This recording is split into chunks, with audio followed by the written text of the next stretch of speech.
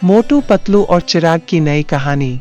एक बार मोटू पतलू अपने नगर से दूसरे नगर की ओर जा रहे थे। तभी रास्ते में मोटू को भूख लग गई और उसने पतलू से कहा कि मुझे भूख लगी है। पतलू ने कहा कि तुम्हें हमेशा भूख लगी रहती है।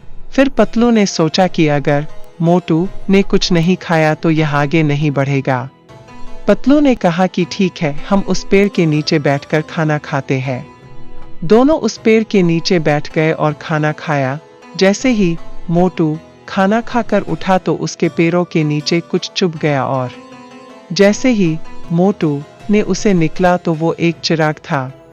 मोटू ने पतलू को दिखाया और कहा कि मुझे एक चिराग मिला है, ये हमारे बहुत काम आएगा। मोटू ने कहा कि ये उस अलादीन का चिराग लगता है, हमें इसे घिसना चाहिए, तभी जिन निकलेगा और हम उससे कुछ भी मांग सकते हैं।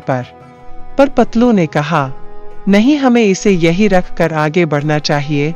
पतलू ने कहा कि पता नहीं कौन सी मुसीबत आ जाए, हमें चलना चाहिए। पर मोटू ने पतलू की बात नहीं सुनी और चिराग को घिस दिया और उसमें से कुछ निकल कर आया और बोला कि मुझे किसने बाहर निकला है। मोटू ने कहा मैंने बाहर निकला है। उस जिन ने कहा कि मैं तुम्हारी सिर्फ 3 इच्छा पूरी करूंगा और उसके बाद मुझे एक आदमी चाहिए जिसे मैं अपना नौकर बनाऊंगा। अगर मंजूर हो तो 3 इच्छा बताओ, नहीं तो मुझे जाने दो। मोटू ने कहा यह गलत बात है, नौकर तुम मेरे हो और तुम्हें भी एक नौकर चाहिए, ऐसा नहीं होना चाहिए।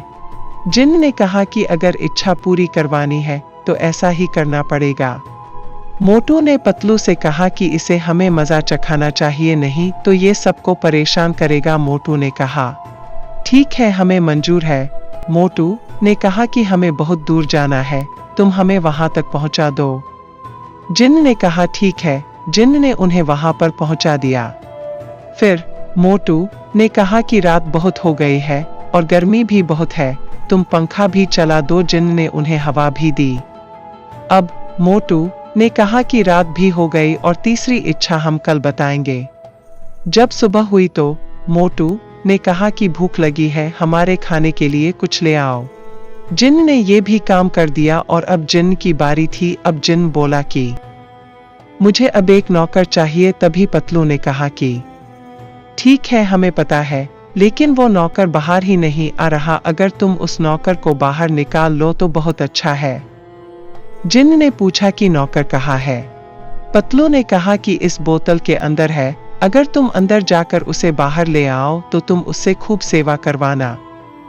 जैसे ही जिन अंदर गया, पतलू ने बोतल बंद कर दी और समुद्र में फेंक दी। और मोटू ने कहा सबको नौकर बनाना चाहता था, अब गया पानी में।